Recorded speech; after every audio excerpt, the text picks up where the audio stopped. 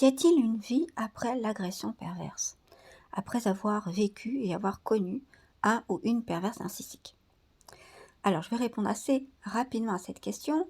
On va passer par les phases qui suivent la rupture. Alors, on va parler que dans le contexte du couple, un contexte amoureux.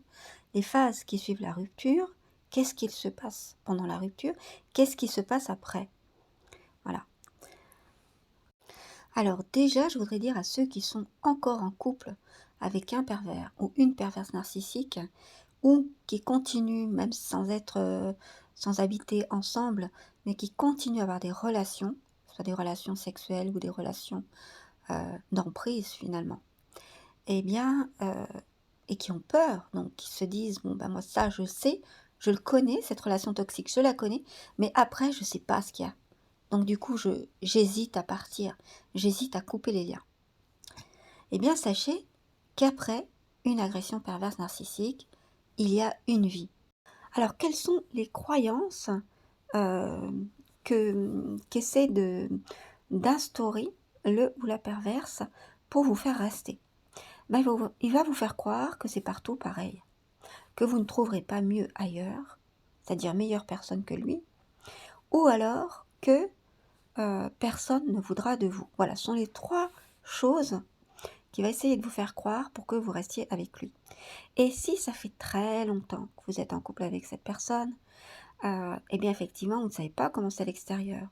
Vous avez peut-être très peu de contact avec l'extérieur pour vraiment savoir comment est la vraie vie, hors de ce carcan dans lequel vous vivez. Comment ça se passe les relations avec les autres? Peut-être que c'est partout pareil. Et en fait, il essaie de vous décourager, il ou elle essaie de vous décourager euh, pour que vous ne voyez pas le monde extérieur, ou si vous le voyez, que vous le perceviez au travers d'un filtre qui est le cynisme, à de vous dire oh oui, c'est comme ça, mais en fait, lui ou elle doit être malheureux aussi comme moi, ça doit être pareil, on ne sait pas comment c'est dans leur couple, ça sera pas mieux, ou alors un tel peut-être a telle qualité, mais il y a peut-être aussi tel défaut. Et puis si je partais, bah, ça serait très compliqué de partir. On est habitué, et puis il y a la maison, il y a les enfants, il y a les animaux, il y a le travail. Peut-être qu'on travaille ensemble, si vous travaillez ensemble. Bon, tout ça. Ce sont évidemment des excuses que on se donne quand on n'ose pas partir en fait. Mais la racine, au début, ce sont des fausses croyances qu'on a mis en vous pour vous faire croire que, effectivement, c'est partout pareil. Alors, ça peut être le ou la perverse qui est votre partenaire, mais ça peut être confirmé, corroboré par votre entourage si lui aussi est pervers ou extrêmement toxique. Euh, C'est-à-dire que si vous voyez que autour de vous, votre cousine, votre tante ou votre sœur, ou votre cousin, votre oncle, votre sœur, votre père, etc., vit les mêmes choses que vous allez vous dire, bah oui, c'est partout pareil. Parce que votre vision du monde s'arrête à ces personnes-là. Mais si vous lisez, si vous regardez des vidéos, la télévision, si vous avez parmi votre entourage des gens qui, euh, qui sont ouverts d'esprit, ou qui vivent d'autres choses et qui vivent très heureux dans leur couple, vous pouvez peut-être douter et vous dire, ah bah oui, mais il y a des gens quand même qui sont heureux. Ça veut dire que il y a d'autres façons de se comporter.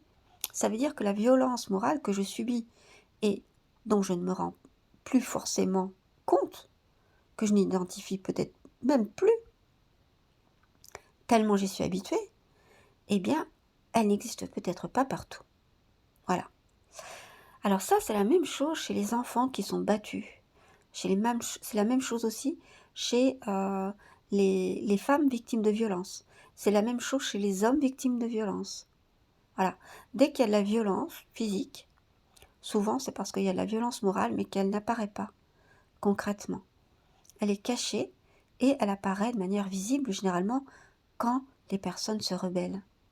Ou bien quand la personne en question, le ou la perverse, est dans une addiction, par exemple à l'alcool, mais pas forcément, hein, ou alors dans quelque chose qui fait que elle a besoin de se défouler et dans ce cas-là, eh bien, qui est-ce qui va prendre? Eh ben, ce sont, les personnes qui sont à côté.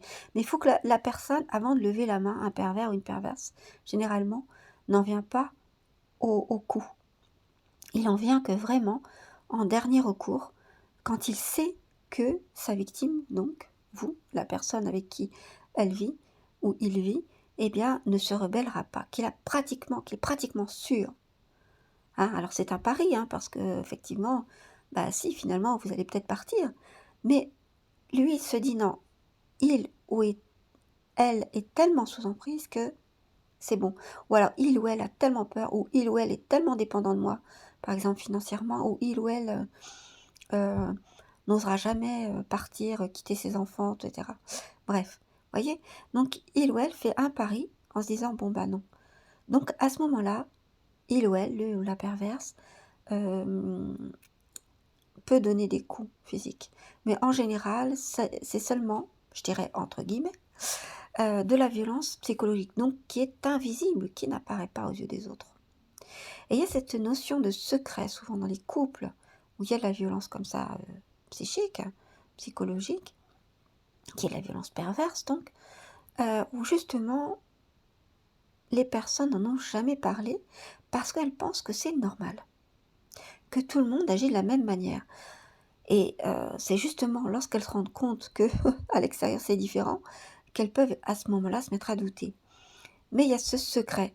Si jamais elles voient des personnes qui sont heureux ou heureuses autour d'eux, si elles voient des compagnes et des compagnons qui n'humilient pas leurs compagnes, leurs compagnons, qui ne les violentent pas, qui ne les maltraitent pas, elles se disent c'est pas possible, il y a quelque chose. Ils montrent pas tout, etc. Ou alors elle se dit bah oui, effectivement, moi je suis malheureux ou malheureuse, mais je vais pas le dire. Je vais me faire croire à moi-même. Je vais me rester dans cette illusion. Et rester dans cette illusion, me faire croire à moi-même que tout va bien. Alors au départ, ça peut être pour les enfants, on se trouve toujours des bonnes excuses. On peut être homme ou femme et décider de rester pour les enfants. On peut être d'ailleurs des grands-parents et rester avec la personne perverse euh, à cause des petits-enfants, parce qu'ils perdraient leur repère, parce qu'on n'aurait plus autant d'argent à leur donner pour les gâter, en tant que grands-parents, des choses comme ça. Vous voyez, il n'y a pas que les couples qui peuvent être dans la perversion, les couples ayant des enfants en âge d'être éduqués, mais ça peut être aussi des personnes qui sont donc des grands-parents. Alors le ou la perverse fait croire que c'est partout pareil, ou alors que ça ne sera pas mieux ailleurs, ou alors en, en tapant sur votre estime de vous-même, hein, en essayant de l'anéantir, et la confiance en vous-même que vous pouvez avoir, l'amour de vous-même, et en disant, de toute façon, tu te trouveras, personne ne pourra te supporter, tu trouveras personne ne voudra de toi, voilà, c'est ce que je voulais dire, pardon. Et ça, ce sont des choses que vous avez certainement dû entendre, parce que ce sont des choses très très classiques dans les cas où il y a des relations avec un ou une pervers narcissique. Alors, est-ce qu'il y a une vie après? Ben oui, bien sûr. Il y a une vie et il y a surtout la vie. Il y a surtout la vie. Parce que ce que vous vivez avec un ou une perverse narcissique, ça n'est pas la vie. Vous vivez comme dans une prison. Vous vivez quelque chose qui est la violence pure, la perversion pure, je dirais même. Veuillez m'excuser pour ces bafouillages aujourd'hui, mais j'essaie d'aller vite parce que j'ai d'autres choses à faire. Je voulais absolument enregistrer cette vidéo. Voilà. Donc en fait, il y a la vie, celle qui vous est cachée, la vraie vie, c'est-à-dire le partage avec les autres, plutôt que des relations de domination. Euh, la possibilité de dialoguer avec les autres, d'échanger, et donc d'avoir une relation d'égal à égal, euh, une relation de respect aussi, une relation où vous êtes considéré comme digne de vivre, digne d'intérêt, ou digne d'attention. On fera attention à si vous avez changé quelque chose sur vous physiquement ou si vous changez psychiquement, ou, euh, vous avez le droit aussi, une relation où vous avez le droit, ça existe, des relations où vous avez le droit de changer d'avis, d'inventer des choses, de changer d'avis, d'avoir des goûts qui changent, d'avoir des envies, voilà. Alors que le ou la perverse fait toujours croire que lorsqu'il a quelqu'un sous emprise et qu'il domine totalement, il n'y a que que la personne n'est pas totalement sous emprise ou n'est pas totalement dominée, qu'il ou qu'elle se montre différente, mais en fait, vous n'avez pas le droit à tout ça. Vous n'avez pas le droit non plus à l'erreur, vous devez être parfaite. Voilà ce que c'est dans une relation perverse, narcissique. Alors que dans une relation saine, vous avez le droit de vous tromper. Vous avez le droit d'avoir vos propres goûts. Vous avez le droit d'avoir du temps pour vous. Vous n'êtes pas une machine, vous ne devez pas être parfait. On vous pardonne vos erreurs, puisque les autres savent qu'ils font aussi des erreurs. Vous avez le droit à la parole. Vous avez le droit d'avoir confiance en vous ou de ne pas avoir confiance en vous, de vous déplacer, d'aimer qui vous voulez, de penser ce que vous voulez. Vous avez le droit d'être en colère. Vous avez le droit d'avoir du plaisir, d'être joyeux, d'être triste, d'avoir de l'espoir, d'avoir des croyances et d'en changer. Voilà. Et alors que avec un ou une perverse narcissique, vous pouvez vous rendre compte que ces droits-là, vous ne les avez pas. Ou même si on vous dit en parole que vous avez le droit, en réalité, dans les faits, c'est pas le cas. Et peut-être que ça fait tellement longtemps que ça dure que vous en rendez pas compte. Et que vous vous dites, finalement, je vais rester parce que finalement, alors ça c'est la deuxième objection, la deuxième grosse excuse qu'on se donne quand on n'est pas prêt à partir. Parce que c'est pas tellement qu'on ne veut pas partir, mais c'est qu'on n'est pas prêt. Psychiquement, il faut quand même être prêt, parce qu'il va falloir du courage pour quitter un ou une perverse. Parce que le ou la perverse, je vous le dis tout de suite, pendant la phase de transition, c'est-à-dire avant que vous retrouviez une autre stabilité, mais une stabilité dans une vie où vous serez pleinement vous-même, où vous aurez la possibilité en tout cas de l'être, et la possibilité de rencontrer des personnes saines, qui ne seront pas perverses. Donc c'est toute une vie qui vous attend. Mais pendant cette transition, le ou la perverse, évidemment, va tout faire pour vous garder. Donc elle va essayer de nouveau la séduction, la fameuse lune de miel, qui fait partie du cycle de la violence qu'il y a dans tous les couples pervers. Alors, dans les couples pervers, je veux dire, où il y a un seul pervers, pas les couples où il y a deux pervers. Là, c'est encore différent. J'ai fait des vidéos d'ailleurs sur les couples pervers. Vous pouvez aller regarder dans toutes les vidéos que j'ai faites, en faisant recherche. Donc, dans les couples où il y a un pervers, il y a un rythme comme ça qui se fait avec la fameuse lune de miel. Et juste après, c'est la fameuse montée en pression jusqu'à une nouvelle crise. Mais il y a une période, lune de miel, ça peut durer 1 heure, ça peut durer un jour. Généralement, ça dure très très peu de temps, cette période lune de miel, lorsque vous êtes bien sous emprise et bien dépendante. Et plus vous êtes dépendante sur beaucoup d'aspects, et plus cette période lune de miel est pratiquement inexistante à la fin. Mais il y a quand même un cycle, avec une remise en pression, la pression qui monte, jusqu'à une crise, avec de la violence, et puis, un petit calme plat après. Et puis après, c'est la période lune de miel, et de nouveau une montée en pression, avec la crise, voilà. C'est ce que connaissent bien les personnes qui ont été violentées, c'est ce cycle de la violence. Alors, si vous voulez quitter, avant que vous soyez prêt à quitter le ou la perverse, il faut savoir que, c'est pour ça qu'il faut bien se préparer, que ça va être difficile de la quitter ou de le quitter. Pourquoi ? Eh bien parce qu'il n'y aura pas uniquement vos réticences à vous, à le quitter ou la quitter, c'est-à-dire à se dire, est-ce que je vais y arriver toute seule ? Ou tout seul ? Est-ce que je vais pas avoir du mal à être, est-ce que je suis pas finalement trop dépendant d'elle ou trop dépendant de lui? Voilà. Est-ce que je vais y arriver? Il y a ça, c'est-à-dire par rapport à votre propre confiance en vous, mais à cela va s'ajouter les bâtons dans les roues que va vous mettre le ou la perverse. Évidemment, lui ou elle ne veut pas que vous le quittiez, que vous la quittiez. Pourquoi? Parce qu'elle a quelqu'un à portée de main, bien confortable, qu'elle peut torturer, qu'il peut torturer à loisir, pour se rehausser, pour se valoriser, et donc pour se sentir exister. Voyez? Et là, si vous n'êtes plus là, eh bien voilà, elle perd, ou il perd sa petite souris pour jouer avec, la torturer, mais jamais la tuer vraiment, la tuer psychiquement, mais qu'elle soit quand même toujours un petit peu résistante, sinon c'est pas marrant.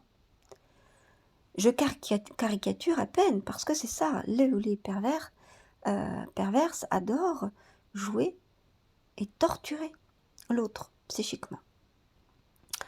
Donc, en fait, lorsque vous partez, eh bien, c'est là que le ou la perverse va tout faire pour vous rendre la vie impossible.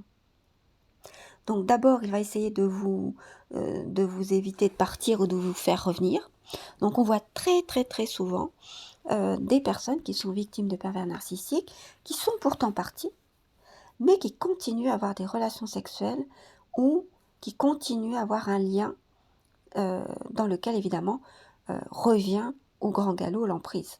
Et finalement, ils se disent je suis parti, ça sert à rien, puisque l'autre ne veut pas que je le quitte ou que je la quitte. Je n'y arrive pas. Alors je referai une vidéo si ça vous intéresse sur justement la période. Alors je vais parler que de période parce qu'au bout d'un moment, il faut bien couper les ponts. Sinon, c'est exactement comme si on restait et on vivait encore avec le ou la perverse. Et lui, il n'en a pas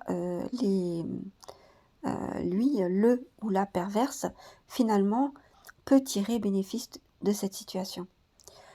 Donc rappelez-moi dans les commentaires si ce sujet vous intéresse. Donc effectivement, il y a cette première période où il va essayer, où elle va essayer de vous ramener à lui par la séduction ou alors la contrainte. Ça peut être la contrainte, mais on va essayer la séduction par le chantage affectif pour voir si ça fonctionne. Et si ça ne marche pas, eh bien ça va être la contrainte, ça va être les menaces. Après cela, voyons que ça ne fonctionne pas.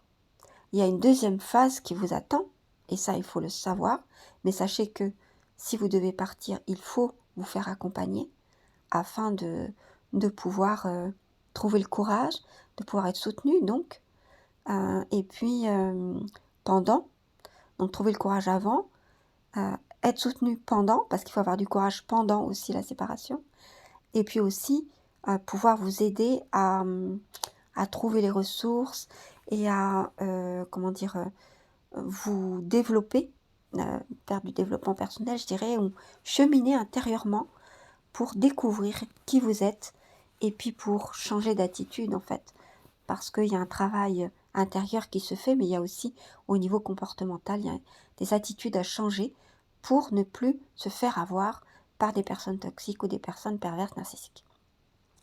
Donc la deuxième période après que le ou la pervers, pendant que vous êtes en pleine séparation, essaie de vous ramener à lui, et vous pouvez très bien, et c'est souvent le cas d'ailleurs, tomber dans ses filets et finalement,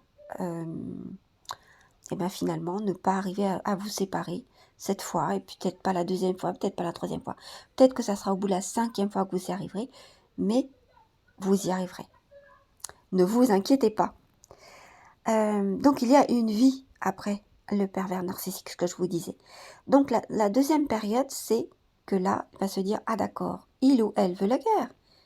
Il ou elle ne veut plus rester avec moi, eh bien, je vais le lui faire payer. Voilà. Et alors, c'est là que les hostilités vont commencer. Donc moi, ce que je vous conseille, dans ce cas-là, c'est de bien vous préparer et puis de commencer les hostilités avant. On le sait, la meilleure défense, c'est l'attaque. Eh bien, souvent, les personnes qui sont victimes de pervers ou de perverses narcissiques n'osent pas porter plainte pour des choses pour lesquelles, au contraire, il y aurait vraiment matière à porter plainte. Ça peut être le harcèlement, ça peut être la violence physique, ça peut être la violence sur les enfants, ça peut être la négligence au niveau des soins aux enfants, ou la négligence au niveau des soins à vous, si vous êtes enceinte, ou si vous êtes âgé ou malade. Ça peut être la négligence émotionnelle aussi. Donc ça, renseignez-vous pour savoir si vous pouvez porter plainte pour ce fait-là.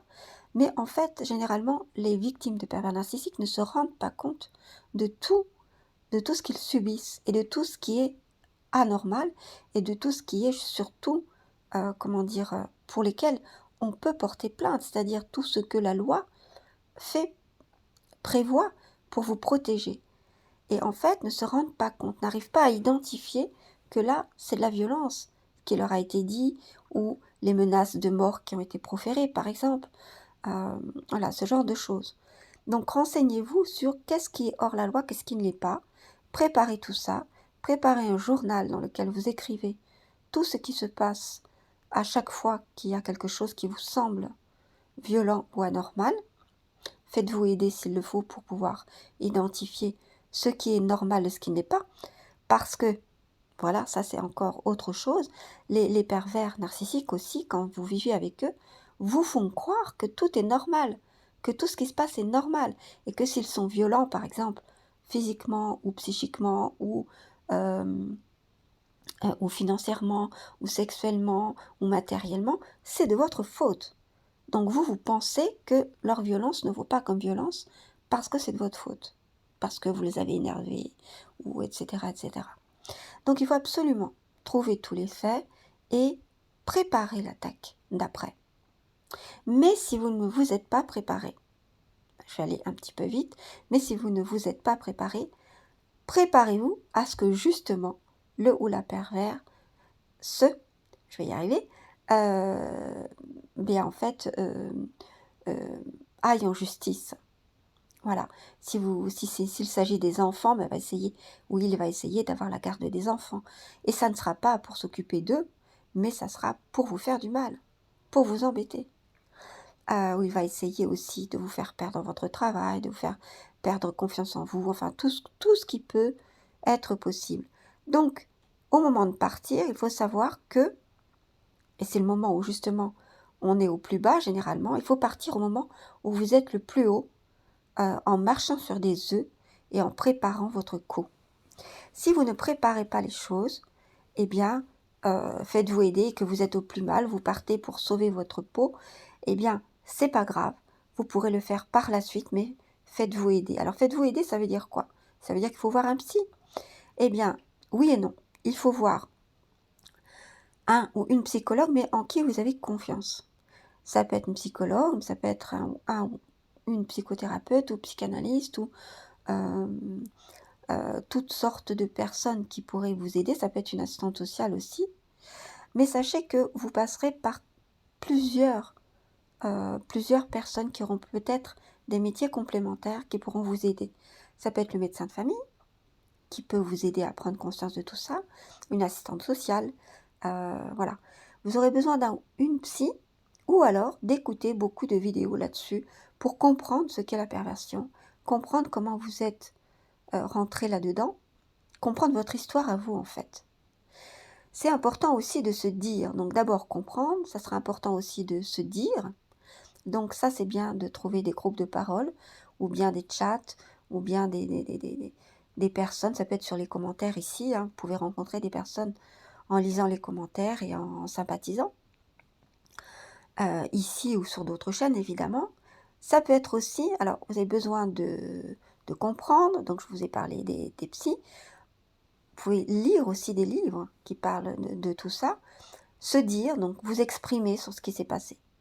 Il y a un énorme besoin d'expression quand on est passé par la case relation avec un ou une perverse. C'est effectivement le cas. On s'exprimait énormément, mais vous avez besoin aussi de faire sortir au niveau des énergies, de toutes les mauvaises énergies que vous avez, dans lesquelles vous avez baigné, et puis toute cette énergie de colère, tout ce deuil qui doit se faire, et donc la colère est une des phases du deuil, eh bien, tout ça, ça a besoin de sortir aussi physiquement. Donc moi, je vous conseille la sophrologie, la méditation, le sport, c'est bien de faire un petit peu tout ça, ou alors d'autres choses qui vous intéressent. L'art-thérapie aussi, c'est à la fois la manière de s'exprimer et à la fois un défoulement et à la fois le fait de prendre soin de soi. Hein, c'est dans le voilà, il faut absolument que vous trouviez quelque chose ou plusieurs choses qui vous intéressent, qui font partie de vous, qui sont en rapport avec ce que vous aimez. Voilà. Et qui vous permettent ces 3 choses, c'est-à-dire de comprendre tout ce qui s'est passé, de comprendre votre histoire, de vous exprimer par rapport à ce qui vous est arrivé et de trouver un échappatoire, c'est-à-dire autre chose, un moment à vous. Ça peut être jouer de la musique, même apprendre, on peut apprendre à tous les âges, hein. Instrument de musique, vous mettre à chanter, faire quelque chose d'artistique, dessiner, maquiller ou se maquiller, ou quelque chose qui vous plaise. Quelque chose qui vous permette de vous vider la tête. Et lorsque vous faites ça, vous pensez à rien d'autre.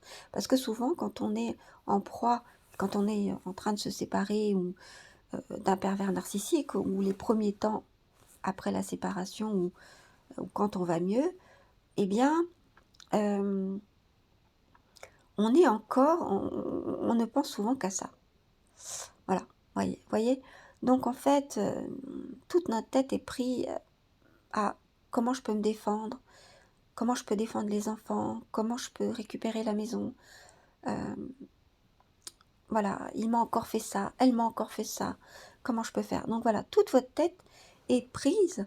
En fait, il y a comme, on dirait une charge mentale, psychique et émotionnelle évidemment, qui est là et qui pèse lourd. Il faut absolument pouvoir sortir et penser à d'autres choses, rencontrer d'autres personnes et ne pas rester comme ça sur ces pensées parasites qui vous prennent toute votre énergie en fait.